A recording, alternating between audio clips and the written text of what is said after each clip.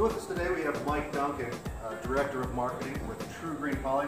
Mike, what do we have here today? We've got components A and B of a 3-gallon kit of our standard gray floor coating. The step that we're going to show you now is the mixing of the A component in particular. I can't overstate the fact that a proper mix before application is very, very important for success. And so I want to make sure that we demonstrate exactly how we're going to do that using our mixing auger and our standard drill. We're going to mix both components for 2 minutes, and we're going to mix them combined for 2 minutes. Mike, before we begin, I can't help but notice there's no odor to this. Yeah, you know what? That's one of the great things about this particular product. The chemistry is such that we call it a very limited odor product. I mean, obviously, if you put your head right in the can of paint, you're going to smell a little bit of something. But compared to most normal coatings, particularly two-part epoxy systems, relatively no odor at all. Wow, that's amazing. And in our experience with other products, we have to wait anywhere between, what, 3 and 4 days before we even can... Yeah, if you're lucky that you get through that quickly, depending on the size of the application, the amount of ventilation, and the environment itself, sometimes that can be even longer. So your minimal disruption of services is one of the main selling points of the product. Fantastic. And once we mix this, how long do we have to apply it? You'll have a pot life. It'll depend on the product and on the conditions. But we'll have anywhere as tight as maybe 20 minutes to get this down the ground, and as long as maybe 30 to 40 again, depending on the conditions. Fantastic. Well, let's start. Right on.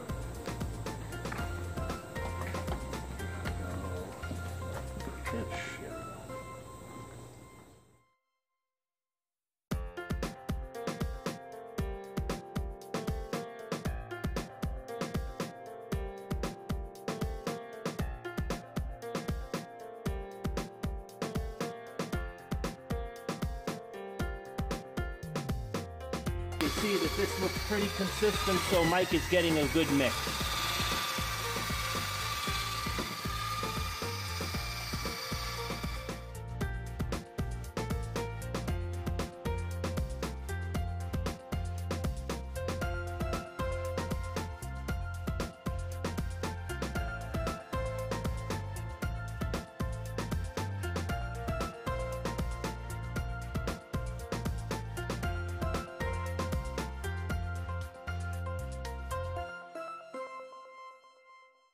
Here is we've done our skim coat this morning, which is what we saw in the first segment of the video.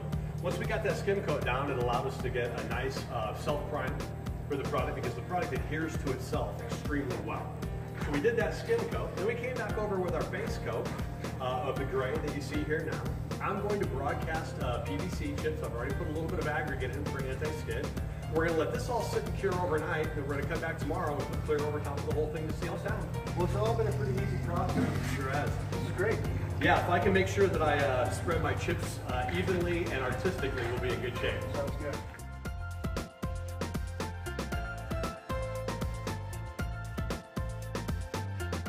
Our installation here in Alto Vineyards, as we mentioned yesterday, we did our prime coat and our base coat, introduced our PVC flex for our little bit of aesthetic value.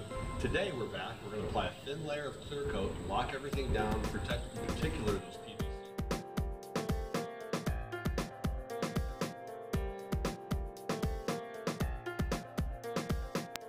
A little bit about this clear coat.